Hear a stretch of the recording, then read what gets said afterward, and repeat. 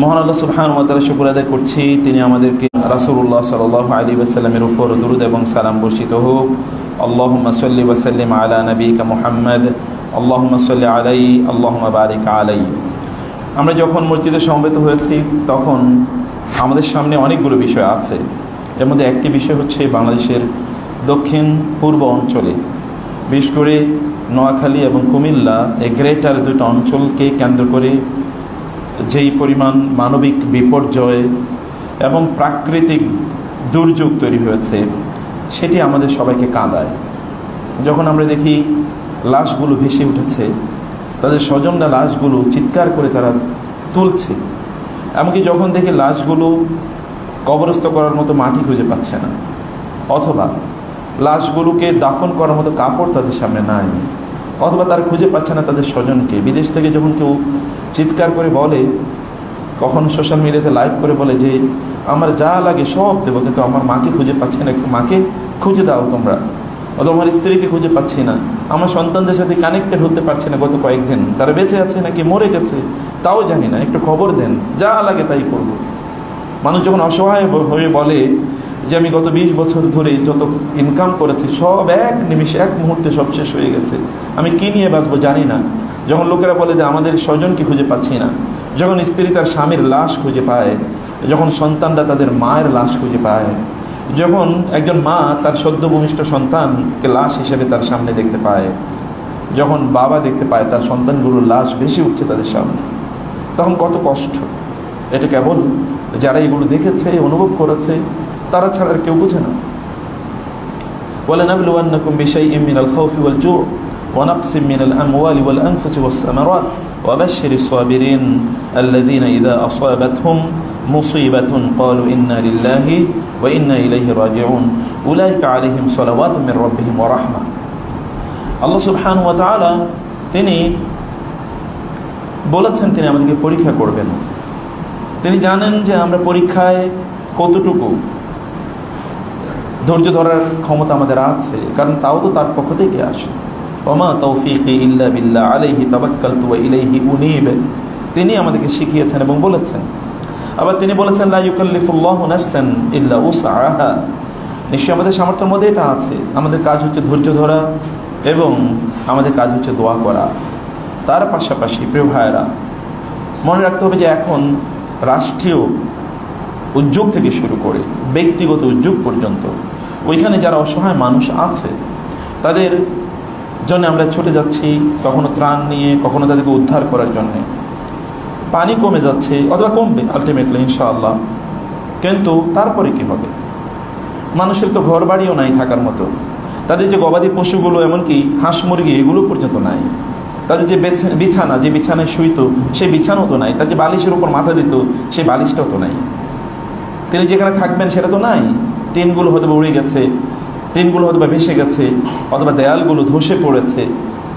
এরকম একটি অবস্থায় মানুষের ছোটোখাটো ব্যবসা বাণিজ্য ছিল সেগুলো তো কিছুই নাই আসলে। এমনকি তার ঘরে যে আসবাবপত্র ছিল তাও তো নাই, তার বাসন কোসন এগুলো নাই, তার হাঁড়ি পাতিল এগুলো কিছুই নাই, অথবা অধিকাংশই নাই। তাহলে এরপরে তাদের অবস্থা কী হবে? এখন আপনি না হয় আমরা দেখছি যে খাদ্য দিচ্ছেন, তো তারপরে কী হবে? কোন এক সময় they will be forgotten, the people will forget them. এই অবস্থা যখন চলে যাবে তখন মানুষ ভুলে যাবে বাংলাদেশ তো এমনি একটা ইস্যু এর দেশ, কারণ এখানে নতুন ইস্যু তৈরি হয়, মানুষ সেখানে ঝাঁপিয়ে পড়ে, এরপরে they forget because another issue comes in their front, আরেক ইস্যু চলে আসে, তখন সেটা নিয়ে তারা ব্যস্ত হয়ে পড়ে। কেউ ইস্যু তৈরি করে অথবা তৈরি করেছে, আবার এমনিতেই সংকট বা সমস্যা তৈরি হয়, কারণ একদিকে আমরা আল্লাহর পথে নাই, অন্যদিকে আমরা কোনো শৃঙ্খলার মধ্যে নাই। অতএব এরকম সমস্যা আমাদের হবেই। এটা আমাদের উপর চাপিয়ে দেওয়া হয়েছে। এটা অনেকেই জানেন যে গত 100 বছরে কেউ এরকম বন্যা বাংলাদেশে দেখেনি, কেউ বলেন, অথবা 40-50 বছরে কেউ দেখেনি, মানে ওই অঞ্চলে দেখেনি, অন্য অঞ্চল হতে পারে। কিন্তু এটা কেন হলো সেটি একটা ভিন্ন আলোচনা। কিন্তু আমাদের দায় কি, আমাদের দায়িত্ব কি? আল্লাহ সুবহানাহু ওয়া তাআলা পরীক্ষা করেন কেবল যারা বিপদে পড়েছে তাদেরকেই না, যারা বিপদে পড়েননি তাদেরকেও আল্লাহ তাআলা পরীক্ষা করেন। আল্লাহ দেখেন যে যারা বিপদে পড়েছে তাদের পাশে আমরা দাঁড়াই কিনা, তাদের জন্য আমাদের মন কাঁদে কিনা, নাকি মন পাষাণ হয়ে গেছে, সেটি আল্লাহ সুবহানাহু ওয়া তাআলা দেখতে চান। অতএব এই পরীক্ষা আমাদেরকে উত্তীর্ণ হতে হবে। আমাদের তাদের জন্যে অন্তত চোখ থেকে পানি পড়ুক, আল্লাহর কাছে তাদের জন্য দোয়া করি এবং আমাদের সামর্থ্য অনুসারে তাদের জন্য করি। কোরআন আল্লাহ তাআলা বলেছেন, ওয়া ইউসিরুনা আলা আনফুসিহিম ওয়ালাউ কানা বিহিম খাসাসা। সাহাবায়ে কেরামের বৈশিষ্ট্য ছিল যে তারা তাদের নিজেদের দারিদ্র, খাসাসা মানে কিন্তু সাধারণ দারিদ্র না, এটা হচ্ছে এমন বাইটিং পভার্টি, এমন পভার্টি যে পভার্টি একজন মানুষকে একেবারে স্টারভেশন, মানুষের মৃত্যু পর্যন্ত পৌঁছে দিতে পারে, এরকম খাসাসা ভয়াবহ পেটে ক্ষুধা নিয়েও তারা অন্যদিকে প্রাধান্য দিত। বাসায় খাবার কেবল একজনের আছে, কিন্তু মানুষ 5 জন, তারপরে গেস্ট আসলে ওই একজনের খাবারই ওই গেস্টকে দিয়ে দিত, খাইত না তারা। এবং আপনি জানেন রাসূলুল্লাহ সাল্লাল্লাহু আলাইহি ওয়াসাল্লাম বলেছেন, একটা দম্পতিকে কেন্দ্র করে ওই ফজরের নামাজে পড়ে ওই মুখে কই তিনি দাঁড়ালেন, ইয়া রাসূলুল্লাহ আছি। বলেন, তোমার এবং তোমার স্ত্রীর কার্যকলাপ দেখে গতকাল রাতে আল্লাহ তাআলা হেসেছেন। লাকাদ দাহিকা রাব্বুনা আল বারিহাতা, তোমাদের কাণ্ডকার্য দেখে আল্লাহ তাআলা গত রাতে হেসেছেন। কারণ কি করেছিলেন? তাদের খাবার নাই, বাচ্চাদেরকে ঘুম পাড়িয়ে দিয়েছেন, বাতি নিভিয়ে দিয়েছেন এবং পাতিলগুলো টুম টুম করে আওয়াজ করছেন, আর খাবারগুলো দিয়ে দিয়েছেন মেহমানকে।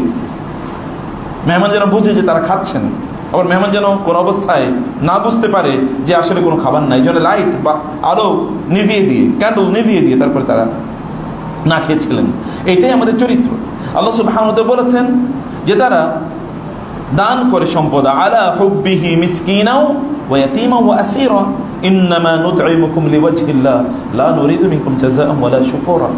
সম্পদের ভালোবাসা কার অন্তরে নাই? সবারই আছে, কারণ আল্লাহ তাআলা এর উপরে মানুষকে তৈরি করেছেন, সম্পদের ভালোবাসা দিয়েই মানুষকে তৈরি করেছেন। ওয়া ইন্নাহু লিহুব্বিল খায়রি লাশাদীদ। আল খায়র, কোরআনে আল খায়র বলতে সাধারণত সম্পদকে বোঝানো হয়েছে, সাধারণত খায়র বলতে সম্পদকে বোঝানো হয়েছে কোরআনে। আল্লাহ সুবহানাহু ওয়া তাআলা সেই খায়ের অর্থাৎ সম্পদের ভালোবাসা মানুষের মধ্যে প্রবল, শাদীদ, আল্লাহ তাআলা বলেছেন। সৃষ্টিকর্তা যিনি স্রষ্টা তিনি বলেছেন। এত তো সত্ত্বেও সাহাবায়ে কেরামরা তাদের প্রয়োজন সত্ত্বেও, অথবা আল্লাহ আলা হুব্বিহি মানে আলা হুব্বিল্লাহ, আল্লাহর ভালোবাসায় তারা সম্পদ মানুষকে দিত, দান করত। আমাদের সম্পদের ম্যাটেরিয়ালিজম, সেকুলারিজম, এগুলো সম্পদের প্রতি মুখ আমাদের ভালোবাসা এমনভাবে তৈরি করে দিয়েছে যে আমাদের সম্পদ, আমি সব সম্পদের মালিক, আমার সম্পদ আমি উপার্জন করেছি, আরেকজনকে কেন দেব, এই প্রবণতা অধিকাংশ মানুষের মাঝে আছে। মুসলমানদের মাঝেও কম নাই, বরং আরও প্রবলতর, আরও বেশি ভয়াবহভাবে মুসলিমদের দেশে আছে। এবং অধিকাংশ মুসলিম দেশে পৃথিবীর সবচেয়ে বড় বড় দুর্নীতিবাজরা বসবাস করে, যারা জনগণের টাকা হয়তো লুট করে নিয়ে গেছে। অধিকাংশ দেশেই, অধিকাংশ মুসলিম দেশের শাসক থেকে শুরু করে ব্যবসায়ীরা এরা দুর্নীতিবাজ, অধিকাংশরাই। ইল্লা, আল্লাহ সুবহানাহু ওয়া তাআলা বলেছেন, ইল্লা মান আমানা ওয়া আমিলা সালিহান, যারা ঈমান এনেছে ভালো কাজ করে এরা বাদ দিয়ে, এরা ছাড়া আর বাকিগুলো সবগুলো এরকম চরিত্রের বলে আল্লাহ আমাদেরকে জানিয়েছেন। ইন্নাত তুজ্জারা হুমুল ফুজ্জারু ইয়াউমাল কিয়ামা। হাদিসটির সনদগত কিছু দুর্বলতা আছে বলে কেউ কেউ বলেন, কিন্তু ব্যবসায়ীরা কিয়ামতের দিন ফাজের, ফাসিক, পাপিষ্ঠ হিসেবে আল্লাহর সামনে উপস্থিত হবে। এটা আল্লাহ রাসূল সাল্লাল্লাহু আলাইহি ওয়াসাল্লাম বলেছেন। ইল্লা মান ইত্তাকা ওয়া বাররা, আল্লাহ রাসূল বলেন তবে যে আল্লাহকে ভয় করে এবং সৎপথে চলে, এরা ছাড়া। এরা তো আবার আল্লাহ সুবহানাহু ওয়া তাআলার সামনে খুবই মর্যাদাপূর্ণ অবস্থায় অবস্থান করবে। প্রিয় ভাইরা, বোনেরা, এই সম্পদের ভালোবাসা সাহাবায়ে কেরামেরও ছিল, কিন্তু তারা এক ফোঁটাও এই সম্পদের কেবল একচ্ছত্র অধিপতি তারাই, অতএব তারাই কেবল ভোগ করবে, অথবা তাদের পরবর্তী 1000 জেনারেশন জুড়ে এটা ভোগ করবে। এই কারণে তারা অন্যদের সম্পদ লুট করে নিয়ে নিজের পকেটে তারা ভরেছে, এরকম কোনো প্রমাণ নাই। বরং তারা তাদের সম্পদ, তাদের কষ্টার্জিত সম্পদ, আবু বকর, উসমান ইবনে আফফান রাদিয়াল্লাহু তাআলা আনহুম আজমাইন, খাদিজাতুল কুবরা, সম্পদ মানুষের জন্য বিলিয়ে দিয়েছেন। আপনার নবী তিনি কি করেছেন? তার মৃত্যুর আগে তিনি বললেন, এই ঘরে যাও, দৌড়ে তিনি বললেন, ওইখানে একটু স্বর্ণের হালকা একটু টুকরা আছে, মানে একটা দিনার আছে, ওই দিনারটা বলেন তাড়াতাড়ি তিনি এটা দান করে দিলেন। এবং তিনি বললেন, আমার রবের সামনে যদি আমি দাঁড়াই, তিনি যদি বলেন তুমি তো বাসায় সম্পদ রেখে এসেছি, তখন আমি কি বলবো? সম্পদের মোহ মানুষের মধ্যে থাকলেও আপনি দান কতটুকু করছেন, মানুষের কল্যাণে আপনি কতটুকু দাঁড়াচ্ছেন, সেটি দেখার বিষয়। আপনি যদি দাঁড়ান, তাহলে আল্লাহ সুবহানাহু ওয়া তাআলা আপনার কল্যাণে দাঁড়াবেন। তিনি আল্লাহু ফি আউনিল আবদি মা কানাল আবদু ফি আউনি আখিহি। আমি সেজন্য বলছি প্রিয় ভাইরা, আপনাদেরকে করতে হবে, কারণ এরপরে মূল চ্যালেঞ্জটা আসবে মানুষের বাড়িঘর নির্মাণ করে দেয়া। এবং এরপরে আপনি জানেন যেখানে বহু রোগের প্রাদুর্ভাব ঘটে সাধারণত বন্যার পর, পানিবাহিত রোগ থাকে অথবা মানুষের স্কিন রিলেটিং, তাদের শরীরে যে ত্বক, চামড়া, এগুলো সংক্রান্ত অনেক রোগ সেখানে তৈরি হবে। এবং পরিষ্কার পরিচ্ছন্নতার ব্যাপার আছে, কারণ চারিদিকে ময়লা আবর্জনা এগুলো ভর্তি, রাস্তাঘাটগুলো সব ধ্বংস হয়ে গিয়েছে এবং মানুষের ব্যবসা বাণিজ্য তো সব শেষ, কিছুই তো নেই, তার পণ্যগুলো দোকানে যেগুলো ছিল এগুলো তো নাই কিছুই। অতএব এই অবস্থায় মানুষের জন্য এরপরে দাঁড়াতে হবে, মূল কাজটা তারপরে। সেই জায়গাও আপনাদের ছোট করে সম্মিলিতভাবে অথবা ব্যক্তিগতভাবে কিছু দেন, আল্লাহ দেখুক।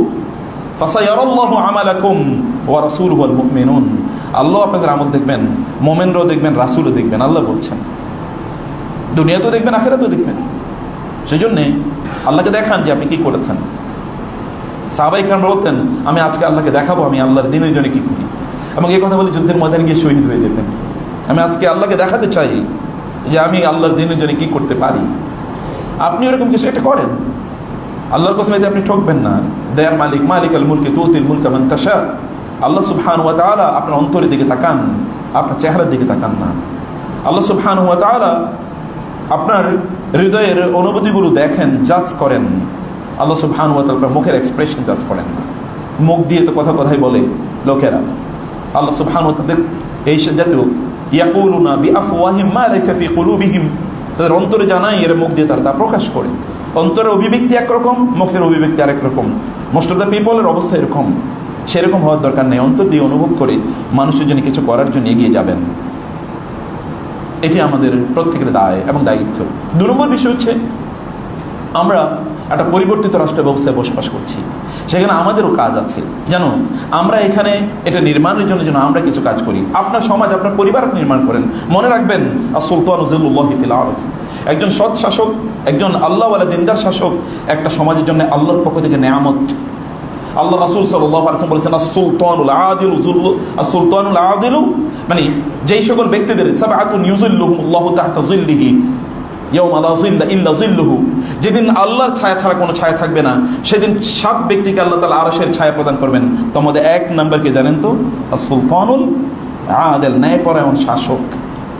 ন্যায়পরায়ণ শাসক সাধারণ ইস্যু না, আস-সুলতানু জিল্লুল্লাহি ফিল আরদ। এই জন্যে এবং আহমদ বিন হাম্বল রাহিমাহুল্লাহ তিনি বলতেন, রাসূলুল্লাহ সাল্লাল্লাহু আলাইহি ওয়াসাল্লাম বলেছেন, ইন্নাল্লাহা লা ইয়াযউ বিস-সুলতান মা লা ইয়াযউ বিল কুরআন। আল্লাহ তাআলা সুলতানের মাধ্যমে, সৎ শাসকের মাধ্যমে এমন কাজ ঘটান যেটা কোরআনের মাধ্যমে তিনি করেন না। কোরআনের মাধ্যমে হয়তো একটা জনগোষ্ঠীকে আপনি শাসন ভালো করতে পারবেন, কিন্তু সুলতানের মাধ্যমে গোটা একটা জাতিকে পরিবর্তন করে দেওয়া যায়, যেমনিভাবে ওমর ইবনে খাত্তাব রাদিয়াল্লাহু তাআলা করেছেন। ওমর ইবনে খাত্তাব রাদিয়াল্লাহু তাআলা করেছেন। এমন সৎ শাসক, অথবা ওমর ইবনে আব্দুল আজিজ, তার মৃত্যুর পর ওমর ইবনে আরেক ওমর, তার মৃত্যুর পর ইমাম যুহরি রাহিমাহুল্লাহ সিয়ারু আলামিন নুবালা সহ বিভিন্ন গ্রন্থে এসেছে। ইমাম যুহরি রাহিমাহুল্লাহ তিনি বললেন যে যখন ওমর ইবনে আব্দুল আজিজ মারা গেল, আমি দেখলাম সবকিছু কেন স্তব্ধ হয়ে গেছে, মনে যেন নিঃশ্বাস সাফোকেটিং, নিঃশ্বাস বন্ধ হয়ে যায়, এরকম একটা অবস্থা। আমি ভাবলাম কি ব্যাপার, এরকম কেন, সব স্তব্ধ মনে হচ্ছে। কিছুক্ষণ পরে আমাকে বলা হলো যে ওমর ইবনে আব্দুল আজিজ মারা গেছেন। ওমর ইবনুল খাত্তাব রাদিয়াল্লাহু তাআলা আনহু শাসকদের অবস্থা দেখেন, দিনের বেলা মানুষের সেবা করতেন, রাতের বেলা দাঁড়িয়ে আল্লাহর সামনে কাঁদতেন, আল্লাহ আমি কি মানুষের প্রতি আমার দায়িত্ব ঠিকমতো পালন করেছি, নাকি এর জন্য আমাকে জবাবদিহি করতে হবে। যদি ফোরাত নদীর তীরেও কেউ যদি কোনো ওট অথবা কোনো ঘোড়া যদি হোঁচট খায়, কারণ রাস্তাটা মসৃণ না, আপনাদের রাস্তা দিয়ে এখন আসলাম, রাস্তাটা মসৃণ না, তাহলে তো কিয়ামতের দিন আমাকে তোমার কাছে জবাবদিহি করতে হবে, আল্লাহ আমি কেন ঘাস হয়ে গেলাম না। যদি একটা কুকুর না খেয়ে মারা যায়, তাহলে বলা হবে যে ওমরের শাসন আমলের কুকুর না খেয়ে মারা গেল। তিনি দিনের বেলা কাজ করতেন, ঘুমাতে পারতেন না, রাতের বেলা ঘুমাতে পারতেন না। যদি আল্লাহর সাথে সম্পর্ক নষ্ট হয়ে যায়, যদি আল্লাহর সাথে সম্পর্ক নষ্ট হয়ে যায়, তিনি একজন বৃদ্ধা নারীর ঘরে যেতেন প্রতিদিন সকালে ফজর নামাজের পর, তার জামা কাপড়গুলো ধুয়ে আসতেন, ঘরটাকে গুছিয়ে দিয়ে আসতেন, খাবার ঠিক করে দিয়ে আসতেন। তিনি তার স্ত্রীকে নিয়ে গেলেন, একজন বাইরে থেকে একজন লোক আসলো, তিনি মদিনা এখনো ঢুকেন নাই, মদিনার বাইরে তিনি তার তাবু গাড়লেন। ওমর সেদিকে যাচ্ছিলেন জানার জন্য নতুন কে আসলো, শুনলেন তার কথা এবং শুনলেন যে তার স্ত্রী প্রেগনেন্ট, আজকেই তার হয়তো লেবার পেইন উঠেছে। তিনি বললেন তুমি থাকো, আমি দৌড়ে গেলাম, তার স্ত্রীকে নিয়ে আসলেন। ওমর ইবনুল খাত্তাব আমিরুল মুমিনিন, এবং বললেন, যাও এই ঘরে যাও, এই নারীর আজকে লেবার পেইন উঠেছে, তার সন্তান হবে। তার স্ত্রীকে তিনি লাগিয়ে দিলেন, তিনি রান্না করে খাওয়াচ্ছেন এই লোকদেরকে, আর তার স্ত্রী লেবার পেইন এ সন্তান জন্মের জন্য দায়মা হিসাবে, যেটাকে আমাদের দেশে বলা হয়, তা কাজ করছে। এরা আপনাদের জন্য, আমাদের জন্য ব্লেসিং। এরকম লোক হওয়া দরকার। এবং এই জন্য রাসূল সাল্লাল্লাহু আলাইহি ওয়াসাল্লাম বলেছেন, যাদের দোয়া আল্লাহ তাআলা প্রত্যাখ্যান করে না, তোমাদের এক নম্বর হচ্ছে সুলতানুল আদিল, ন্যায়পরায়ণ শাসক। অথবা আমরা এখন শাসক বলতে কেবল রাষ্ট্রের প্রধানের কথা বলার প্রয়োজন নেই। আরবরা বলেন, সালাফরা বলতেন, আন-নাসু আলা দীনি মুলুকিহিম, প্রধান যারা রাষ্ট্র পরিচালনা করে, সমাজ পরিচালনা করে, প্রতিষ্ঠান পরিচালনা করে, অথবা পরিবার পরিচালনা করে, যারা প্রধানতম ব্যক্তি, তাদের চরিত্র অন্যদের মধ্যে সংক্রমিত হয়, অথবা অন্যদের মধ্যে এই চরিত্র ইনফিলট্রেট করে। অর্থাৎ তাদের চরিত্র যা অন্যদের চরিত্র এরকম হবে। রাষ্ট্রের প্রধান যদি ডাকাত হয়, তাহলে মানুষ ডাকাত হবে। রাষ্ট্রের প্রধান যদি আল্লাহওয়ালা হয়, মানুষ আল্লাহওয়ালা হয়ে যাবে। যেমন ওমর ইবনে খাত্তাবের সময় হয়েছে, যেমন আবু বকর রাদিয়াল্লাহু তাআলার সময় হয়েছে। আল্লাহ রাসূল সাল্লাল্লাহু আলাইহি ওয়াসাল্লামের সবচেয়ে বড় কাজ কি ছিল? তিনি মানুষকে উন্নয়ন করেছেন। আল্লাহ সুবহানাহু ওয়া তাআলা বললেন সাহাবায়ে কেরামের ব্যাপারে, কাযারইন আখরাজা শাতআহু ফাআযারাহু ফাস্তাগলাযা ফাস্তাওয়া আলা সুকি ইউজিবু যুরআ লিয়াগীযা বিহিমুল কুফার। সাহাবায়ে কেরামের চরিত্র কোরআনে আল্লাহ তাআলা বললেন যে যালিকা মাসালুহুম ফিত তাওরাতি ওয়া মাসালুহুম ফিল ইনজিল। তাওরাত এবং ইনজিলে সাহাবায়ে কেরামের চরিত্র আল্লাহ তাআলা বিধৃত করলেন, একই বক্তব্য কোরআনে এসেছে। তা হলো কাযারইন আখরাজা শাতআ, এটা হচ্ছে একটা ফসলের মতো, অথবা একটা বীজের মতো। এই বীজটাকে আপনি রোপণ করলেন, রোপণ করার পর এটা কেবলমাত্র এমনিতেই এটা একটি ইয়েতে পরিণত হয় না, একটা মহিরু একটা গাছে পরিণত হয় না, ফলজ গাছে পরিণত হয় না। এটাকে আপনার কি করতে হয়? এটা গ্র্যাজুয়ালি, তার বিয়ে যেটাকে বলে, গ্র্যাজুয়ালি এটাকে ডেভেলপ করতে হয়। একজন কৃষক যেমনিভাবে তার গাছটিকে তিনি পরিচর্যা করেন, এমনভাবে পরিচর্যা করতে, রাসূল এভাবে পরিচর্যা করেছেন তার মানুষকে, এবং তিনি তাদের জন্য সর্বোত্তম এক্সাম্পল। সাহাবায়ে কেরাম রাসূলের কাছে এসে দেখে দেখে তারা শিখতেন কিভাবে কাজটা করতে হয়। এইটা হচ্ছে একজন যিনি নেতৃত্ব প্রদান করেন তার বৈশিষ্ট্য। আমি বলবো যে আপনাদেরও দায় আছে, দায়িত্ব আছে। যদি সমাজকে বিনির্মাণ করতে হয়, ভাইয়েরা আমার, বোনেরা আমার, তাহলে আপনারা ভালো মানুষ হয়ে যান। আপনি বিশ্বাস করুন, আপনি যদি ভালো মানুষ হন, তাহলে আল্লাহ সুবহানাহু ওয়া তাআলা আপনার ঘরটা বরকত দিয়ে পূর্ণ করে দেবেন। আপনি এক্সাম্পল হন, রোল মডেল হন অন্যদের জন্য। আপনাকে দেখে দেখে লোকেরা শিখুক, এরকম হন না। আমরা ভালো মানুষ হয়ে যাই, তাইলে আমাদের পরিবর্তন হবে। আদারওয়াইজ আপনার কোনো পরিবর্তন দেখবেন। আজকে এটা, কালকে ওইটা, ওই ঘুরে ফিরে মুদ্রার এপিঠ ও পিঠ বলা হয়। এরকম কোন একটা মুদ্রার এপিঠ ও পিঠের মতো পরিস্থিতি যেন আমাদের তৈরি না হয়, সেই ব্যাপারে আপনাদেরকে সজাগ থাকতে হবে। এটা আমার 2 নম্বর ইস্যু। আজকের 3 নম্বর যে বিষয়টি আজকে আলোচনা করব, তাহলে যে মুহাসাবাতুন নাফস, নিজকে জিজ্ঞেস করা, নিজকে প্রতি মুহূর্তে জিজ্ঞেস করা যে আপনি আসলে কি করেছেন। সালফে সালিহিন তারা তো প্রতিদিন রাতের বেলা যখন তারা ঘুমাতে যেতেন, তখন তারা জিজ্ঞেস করতেন যে আমরা আজ কি করেছি, আমাদের কাজগুলো কি, কিভাবে আমাদের সময়গুলোকে আমরা কাটিয়েছি, যেভাবে আমাদের সময় কাটানোর কথা ছিল সেভাবে আমরা সময়গুলো কাটিয়েছি কিনা। সালফে সালিহিন তাদের বৈশিষ্ট্য এটা ছিল। প্রিয় ভাইরা, এই কাজটি যদি আপনাকে করতে হয়, তাহলে কয়েকটি বিষয় আপনাদেরকে মাথায় রাখতে হবে। 1 নম্বর হচ্ছে আপনাদের স্লিপ ম্যানেজমেন্ট, মর্নিং ম্যানেজমেন্ট কেমন। আপনার ঘুমের ব্যাপারে আপনাদের ম্যানেজমেন্টে কি, কোন টেকনিক অথবা কোন মেথডোলজি আপনারা অবলম্বন করেন। আপনারা কি জানেন আপনাদের নবী কিভাবে ঘুমাতেন, অথবা কখন ঘুমাতেন, তার ঘুমের পর এবং আগের তার কাজটা কি, অথবা সারাদিন কিভাবে তার সময়টাকে তিনি কাটাতেন? আপনি কি জানেন এটি? এটা আপনাদের জানা দরকার, এটা আপনাদের বোঝা দরকার, আমাদের সবারই এটি জানা দরকার। মনে রাখতে হবে যে আল্লাহ সুবহানাহু ওয়া তাআলা ঘুমকে আমাদের জন্য একটা নেয়ামত হিসেবে প্রদান করেছেন। এটা আল্লাহ সুবহানাহু পক্ষ থেকে নেয়ামত। যারা ঘুমাতে পারে না, দেখেন অধিকাংশ লোক পাগল হয়ে যায়, এবং পাগলরা ঘুমাতে পারে না, তার পাগলামি আরো বাড়ে। ঘুমের ওষুধ দিয়ে থাকে, যাদের মানসিক রোগ আছে তাদেরকে ঘুমের ওষুধ দেওয়া হয়। কারণ কি? ঘুম এটা আল্লাহর পক্ষ থেকে একটা মেডিসিন, এটাও কি একটা ঔষধ। ঘুম আপনাকে সুস্থ রাখে। আল্লাহ সুবহানাহু ওয়া তাআলা ওয়াজআলনা নাওমাকুম সুবাতা, আল্লাহ সুবহানাহু ওয়া তাআলা তিনি আমাদের এই ঘুমকে তিনি আমাদের জন্য সুবাত, অর্থাৎ cut off from the engagements, এবং re-energise yourself for the activities to be done in the future. মানে টুমোরো, আপনি আগামীকাল যে কাজ করবেন তার জন্য এনার্জি আপনার শরীরে আপনি বুস্ট আপ করেন, অথবা এটাকে আপনি সংগ্রহ করেন এই ঘুমের মাধ্যমে। অথবা এটাকে আল্লাহ সুবহানাহু ওয়া তাআলা ওয়ামিন আয়াতি মানামুকুম বিল-লাইলি ওয়ান-নাহার, আল্লাহ তাআলা বলেন আল্লাহর নিদর্শন, আল্লাহর অস্তিত্বের প্রমাণের মধ্যে একটি প্রমাণ হলো তোমাদের যে দিন এবং রাতে যখন তোমরা ঘুমাও। মানামুকুম বিল-লাইলি ওয়ান-নাহার মানে দিনের বেলা ঘুম আছে, দিনের বেলা ঘুম আছে। এখন তো অনেকে অহংকার করে বলে না আমি দিনে ঘুমাই না। আল্লাহ বলছেন এটা আল্লাহর নিদর্শন এর অন্তর্ভুক্ত। তাহলে এটাকে একটা ইংরেজিতে বলা হয় পাওয়ার ন্যাপ। পাওয়ার ন্যাপ বলা হয়, গোটা পৃথিবী এটাকে স্বীকার করে, কিন্তু মুসলমানরাই আল্লাহ রাসূলের সুন্নাহর মধ্যে নাই। কারণ মুসলমান তো আল্লাহ রাসূল ব্যাপারে জানেই না, শেখেই না। অধিকাংশ মুসলিমদের দেশগুলো শাসন করা হচ্ছে সেকুলাররা, এবং তাদের ফিলোসফি, শিক্ষা থেকে শুরু করে অর্থনীতি থেকে শুরু করে সব জায়গায় কেবল তারাই জয় জয়কার। তাদের দর্শন, অর্থাৎ ইহুদি এবং খ্রিস্টানরা না যত সেকুলার, হিন্দু বৌদ্ধরা না যত সেকুলার, তার চেয়ে বড় সেকুলার হচ্ছে মুসলমানরা। তার চেয়ে অনেক বেশি আধুনিক হিসেবে তারা তাদের নিজেদেরকে দেখাতে চায়। যখন তাদেরকে দিনের কথা বলা হয় তখন তারা নাক ছিটকায়, সব জায়গায় ইসলামকে টেনে নিয়ে আসতে হবে। এটা মুসলমানদের বক্তব্য, এটা মুসলমানরা বলে। অন্যরা তো দিনকে প্রত্যাখ্যানই করে দিয়েছে, তাই ধর্মই নাই। কিন্তু মুসলমানরা যখন এই কথা বলে, যদি কোনো মুসলমান এই কথা বলে সব জায়গায় ইসলামকে টানতে নাই, তাই সাথে সাথে যে কাফের হয়ে যাবে।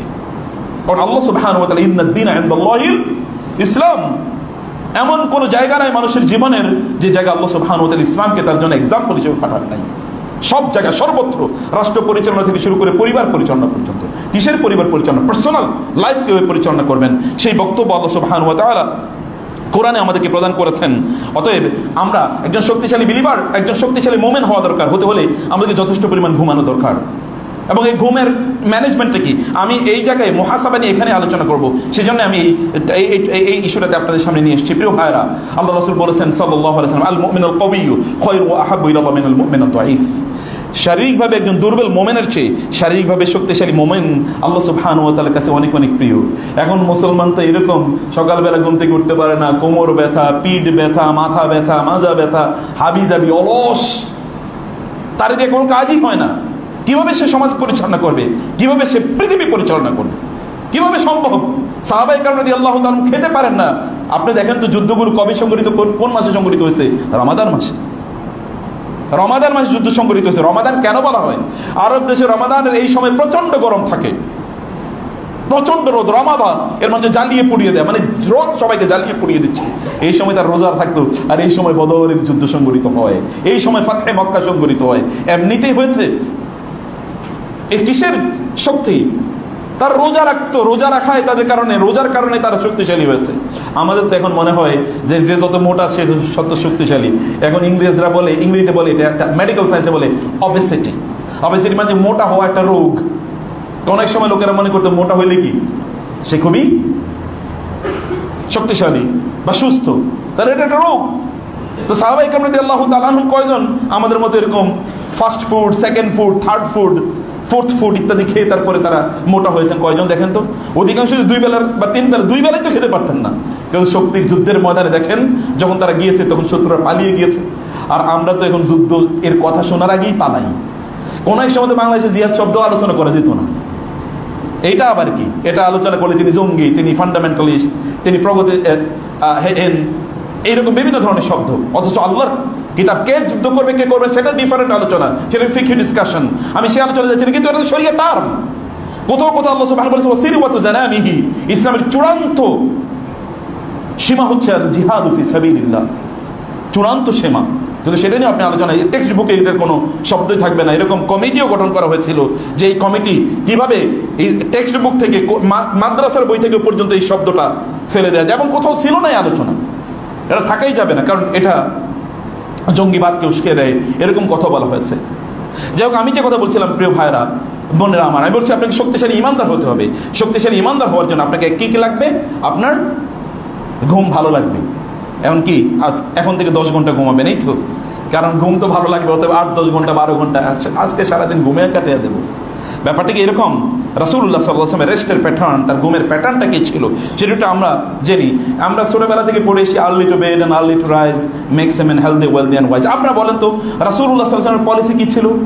রাসূলুল্লাহ সাল্লাল্লাহু আলাইহি ওয়াসাল্লাম তিনি এশার নামাজের আগে ঘুমানোকে নিষেধ করে দিয়েছেন, এশার পরে জেগে থাকে কিন্তু নিষেধ করেছেন। আমাদের চরিত্র কি? বাচ্চাদের দেখবেন এশা মাগরিবের পরে তারা ঘুমাইছে, ঘুমিয়ে তারপরে উঠেছে হলো 8টা-9টা, এরপরে রাতের 3টা পর্যন্ত জেগে আছে। এই জাতি কিভাবে উন্নতি লাভ করবে?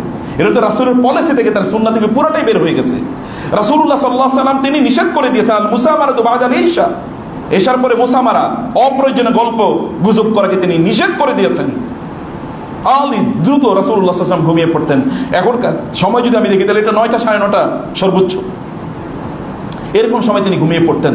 এরপরে তিনি আবার ঘুম থেকে উঠতেন কখনো 1টায়, কখনো 2টায়, কখনো 3টায়, অথবা কখনো তার ঘুম হতো 3 ঘন্টা, কখনো 4 ঘন্টা, কখনো 5 ঘন্টা, এর চেয়ে বেশি না। এভাবে তিনি তার সময়টাকে কাটিয়েছেন।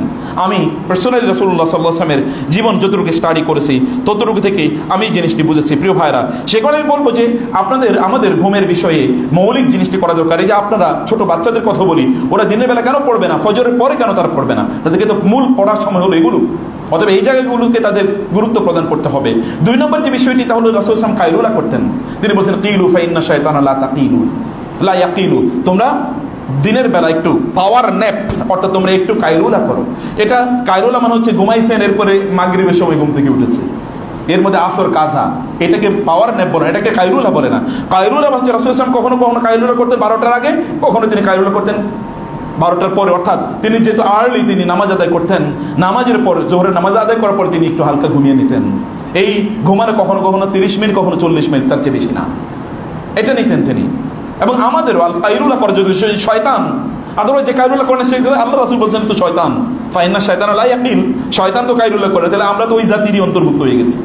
শায়াতিনাল জিন্নি ওয়াল ইনসি ইউহি বা'দুকুম ইলা বা'দিন যুখরুফাল কওলি গুরুরা ইউহুনা বা'দুহুম ইলা বা'দিন যুখরুফাল কওলি গুরুরা।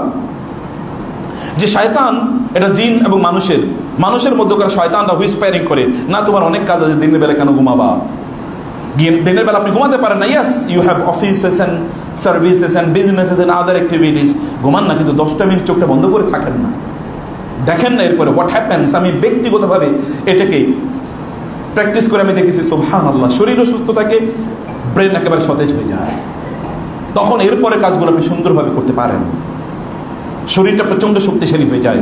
রাসূলুল্লাহ সাল্লাল্লাহু আলাইহি ওয়াসাল্লাম তিনি কাইলুলা করতে আমাদেরকে রাসূলুল্লাহ সাল্লাল্লাহু আলাইহি ওয়াসাল্লাম আমাদেরকে নির্দেশ করেছেন। এটা 1 নম্বর হচ্ছে কাইলুলা করা, এর মধ্যে সুন্নাহ আছে। অতএব এই সুন্নাহ যদি আপনি করেন এবং উইথ রাইট ইন্টেনশন, যদি আপনি সত্যিকার অর্থে আল্লাহ সুবহানাহু ওয়া তাআলা এর সন্তুষ্টি, রাসূলের সুন্নাহ আদায় করছেন, রাসূল সাল্লাল্লাহু আলাইহি ওয়াসাল্লামের পথে আপনি চলতে চান, তার মতো করে চলতে চান, এটা ইবাদত। ঘুমও ইবাদত আমাদের জন্য, নিশ্চয়ই এটা তো আপনি জানেনই। 2 নম্বর বিষয় হচ্ছে যে কোন একজন ব্যক্তি তিনি যখন ঘুমান, এতটুকু তিনি ন্যাপ নেন, তাহলে পরবর্তী তার ব্রেনটা সতেজ থাকে, তিনি ভালো করে তার পরবর্তী কার্যকলাপগুলো করতে পারেন। প্রিয় ভাইরা, এইটা এরপরে আর্লি ঘুমিয়ে যাওয়ার কথা আমরা বলেছিলাম। রাসূল সাল্লাল্লাহু আলাইহি ওয়াসাল্লামের 2টো সময় তার ঘুমের। আমাদের তো মূল ঘুম হয় ফজরের পরে, ফরজ ঘুম। আগেরটা হলো নফল, আর কারো কারো জন্য তো হারাম। যখন এখন ইয়াং জেনারেশনের জন্য একটাই হলো রাতের ঘুম তাদের জন্য হারাম, দিনের ঘুম তাদের জন্য ফরজ, আর সেটা মূল ঘুমে আসে ফজরের আজানের পর, অথবা আজানের একটু আগে আগে আরে ঘুম কাকে বলে, রাজ্যের ঘুম তখন চোখে চলে আসে, আর কোনো কাজ নাই, তখন সব চলে যায়। লোকেরা যখন রাতের বেলা যদি তারা না ঘুমায় এবং লেট নাইটে যদি তারা ঘুমায়, তাহলে তাদের কি কি সংকট হতে পারে। মেডিকেল সায়েন্সের ইস্যু এটি, কিন্তু আমি কয়েকটি issue medical science as well as আমি যদি ইসলামিক শরিয়া পার্সপেক্টিভ যদি আপনাদের সামনে উল্লেখ করি, তাহলে এর মধ্যে আপনারা দেখবেন রাসূলুল্লাহ সাল্লাল্লাহু আলাইহি ওয়াসাল্লাম তিনি এশা নামাজ আদায় করতেন। এশা নামাজ আদায় করার পর তিনি তারপর তার স্ত্রীদের সাথে যেতেন, সবার খোঁজ খবর নিতেন। যদি তার খাবারের প্রশ্ন হতো, খাবার তিনি আগেই খেয়ে ফেলতেন। এরপর তিনি ঘুমিয়ে যেতেন যেই বাসায়, যেই ঘরে, যেই কোয়ার্টারে, যেই রুমে যে স্ত্রীর সাথে তার রাত থাকার কথা, সেখানে তিনি চলে যেতেন এবং সেখানে রাসূলুল্লাহ সাল্লাল্লাহু আলাইহি ওয়াসাল্লাম তিনি ঘুমিয়ে যেতেন। এবং আমরা যেটা করছি, আমরা যেটা বলেছি, তার বিপরীত কাজটা আমরা যখন করি, তখন আমাদের 1 নম্বর যে সমস্যাটা হয়, তাহলে ফজরের নামাজ আদায় করা হয় না। বহু লোক তারা শয়তানের ধোঁকাবাজিতে পড়ে, তারা সারা রাত তারা হয়তো অনেক তাহাজ্জুদের নামাজ আদায় করে, কোরআন তেলাওয়াত করে, ইত্তকার সিত্তকার, কিন্তু ফজর মিস। ভাই, কত হাজার কোটি বার তারা তাহাজ্জুদের নামাজ আদায় করার মাধ্যমে একটা ফজরের মেকআপ হবে বলেন? একটা ফজর সমান কত হাজার তাহাজ্জুদ, আমি জানি না এটার কোনো সংখ্যা আছে কিনা। একটা হলো নফল, একটা হলো ফরজ।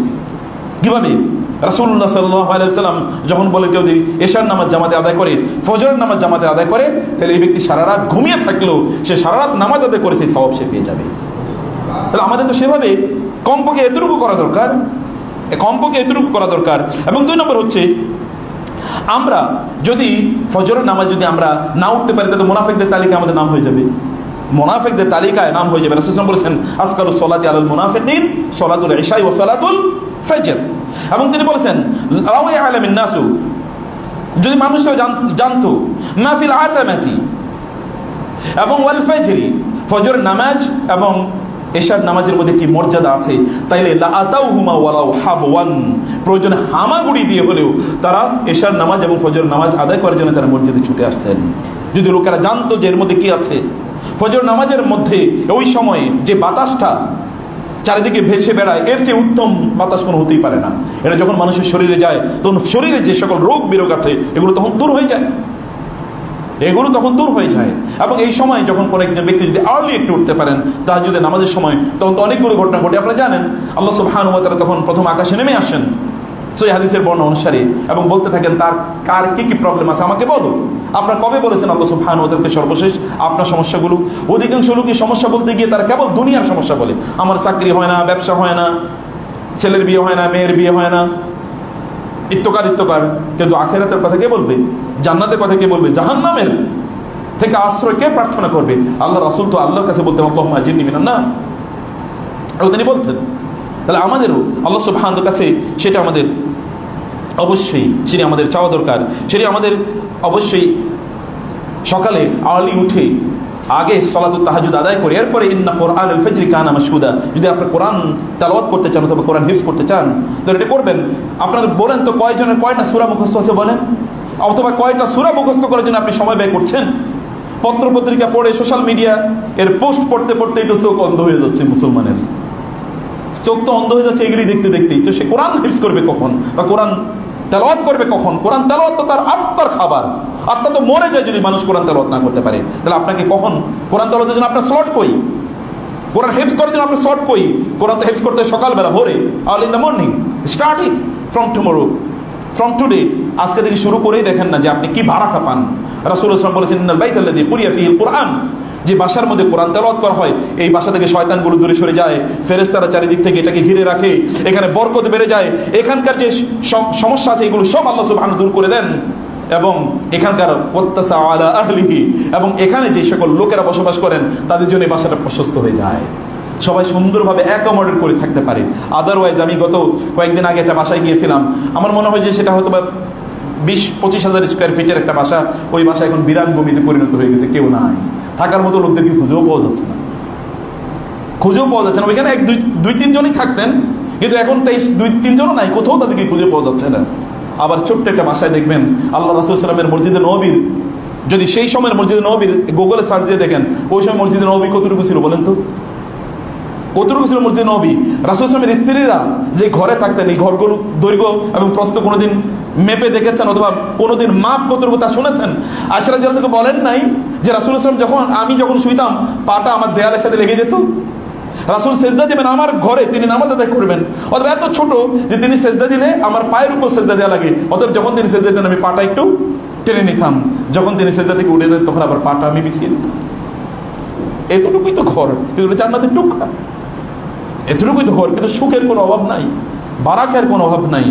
এখানে কোরআন নাজিল হয়, আর আপনার ঘরে তো শয়তান নাজিল হয়। আমাদের ঘরে, মুসলমানদের ঘরের কথা বলছি, এখানে শয়তান নাজিল হয়, অথবা শয়তান চারিদিক থেকে ঘিরে রেখেছে, আর এখানে কোরআন নাজিল হতো কত ছোট, কারণ সেখানে কোরআন তেলাওয়াত হতো, কোরআনের ঘর, সেখানে দিনই ঘর।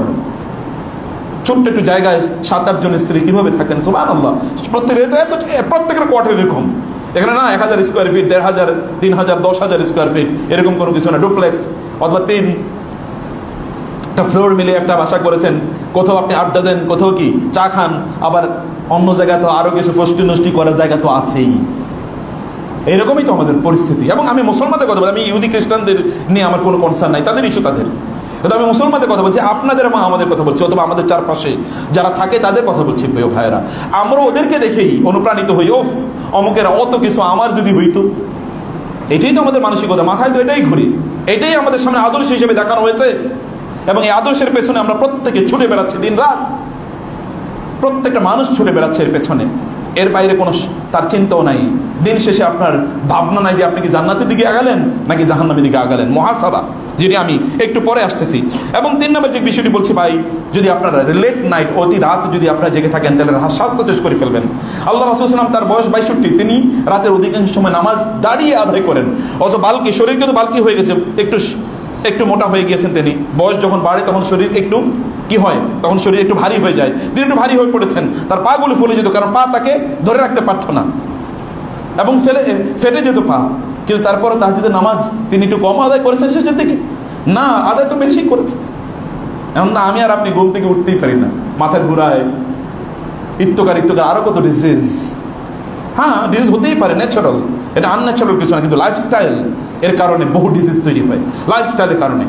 সিদ্ধান্ত নেন আমার বাসা রাত্রে 10টার পর কোনো আলো জ্বলবে না। আমি আগে 8:30 থেকে 10:30 ক্লাস নিতাম, পরে আমি বলে দিলাম যে 8টা থেকে আমার সকল ক্লাস হবে। আমি ক্লাসে রাত্রে বেলা ক্লাস নেই, 8টা থেকে 10টা হবে, এবং 10টার আগে কখনো 10:01-2 হলেও, গতকাল ক্লাস নিয়েছি 10:02 বা 3-এর মধ্যে আমি শেষ করে দিয়েছি, গতকাল না পরশু। আমি বলেছি এরপরে আর যাবো না, কারণ আপনাদের ঘুমিয়ে পড়তে হবে। আমি যেটা বলছি, আমি নিজেও প্র্যাকটিস করতে অনেক সময় পাই না, কিন্তু আপনাদেরকে বলবো ভাইয়েরা, প্লিজ, এটা আপনার রাসূলের সুন্নাহ, সুন্নাহকে ধরে রাখেন। মনে রাখবেন, সুন্নাহ মেডিসিন, সুন্নাহর উপরে কোনো মেডিসিন লাগে না। সুন্নাহ মোতাবেক চলেই দেখেন আগামীকাল আপনার মেডিসিন লাগবে না। সুন্নাহ মোতাবেক চলেই দেখেন আপনার মেডিসিনের কতটুকু লাগে, দেখেন। কারণ সুন্নাহ আল্লাহ সুবহানাহু ওয়া তাআলা আমাদের জন্য মেডিসিন হিসেবে পাঠিয়েছেন, এটা ন্যাচারাল লাইফস্টাইল, এর বাইরে কোনো লাইফস্টাইল নাই। আমাদের আজকের যখন আমরা রাতের বেলা অনেক বেশি জেগে থাকি, তখন সুগার লেভেল বেড়ে যায়, হাই প্রেশার তখন তৈরি হয়, এবং মূলত লোকদের যে হতাশা ইত্যাদি তৈরি হয় মূলত রাত জাগার কারণে, মূলত হতাশা তৈরি হয়। যদি তিনি রাতের বেলা আগে ঘুমিয়ে পড়ে যদি তিনি সময় মতো উঠতেন এবং আল্লাহর কাছে চাইতেন, আল্লাহ তাআলা তার হতাশা সব দূর করে দিতেন। আল্লাহ সুবহানাহু ওয়া তাআলা বারাকা দিয়ে, বারাকা মানে কি? আল কানাআ, বারাকা মানে আল কানাআ।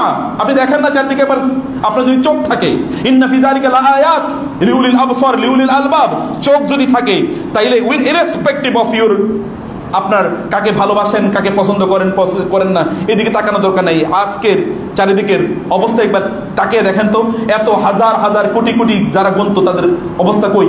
আবার এইগুলো তাইলে আপনার কতটুকু কাজে লাগবে, কতটুকু আপনার কাজে লাগতো আসলে বলেন তো? আপনার কতটুকু প্রয়োজন ছিল, কেন আপনি এতটুকু পিছনে ঘুরলেন? তার মানে মানসিক রোগী, তার মানে লোকেরা মানসিকভাবে রোগী। অধিকাংশ লোকেই যারা অর্থের পেছনে ঘুরে, আল্লাহ তাআলা এদেরকে আব্দুদ্দিন আর আব্দুদ দারাহিম বলে আল্লাহ রাসূল এদেরকে উল্লেখ করেছে, মানে এটা টাকা পয়সার দাস। আল্লাহর রাসূল বলেছেন সাল্লাল্লাহু আলাইহি ওয়াসাল্লাম, তাইবা আব্দুদ্দিন আর তাইবা আব্দুদ দিরহাম, তিনি বলেছেন তাইবা মানে যে আল মুতাব, ক্লান্ত হয়ে গিয়েছে, এর পেছনে ছুটতে ছুটতে কালান্ত, কামাসালিল কালবি ইন তাহমিল আলাইহি আলহাস ওয়া ইন লাম তাহমিল আলাইহি আলহাস। আল্লাহ রাসূল, আল্লাহ তাআলা বললেন, এর হচ্ছে কুকুরের চরিত্রের মতো কিছু মানুষের চরিত্র, তুমি তার উপর বোঝা দাও, তারপরও সে হাঁফাতে থাকবে, বোঝা না দাও, তারপর হাঁফাতে থাকবে। একদল লোকের প্রচুর পরিমাণ, তারপরও তার লোভের অভাব নাই, আর একদল লোকের নাই, তিনি কি করেন? এর পেছনে ছুটতে থাকেন, কেবল ছুটছে। কবেই ছুটা বন্ধ হবে কেউ জানে না। নো টার্গেট, নো প্ল্যানিং, কোনো কিছুই না। No destination you have demarcated for you. আপনি কোনো ডেস্টিনেশন নির্ধারণ করেন না। আমি বলবো যে আপনাদের কথা বলছি, যে আপনার ডেস্টিনেশন কোথায় গিয়ে থামবেন এটা নির্ধারণ করুন, কত হলে আপনি থামবেন এটা নির্ধারণ করুন। আদারওয়াইজ আপনি মানসিক রোগী। এটা আল্লাহ রাসূলের কথা, আপনি মানসিক রোগী, অথবা আপনি ওগুলো দাস। আল্লাহর দাসত্ব ছেড়ে আপনি ওইখানে দাসত্ব আপনি তৈরি করে ফেলেছেন, অথচ এটা তো আপনার পূর্বপুরুষদের চরিত্র কোনোদিন ছিল না, এটা পূর্বপুরুষদের চরিত্র কোনোদিন ছিল না।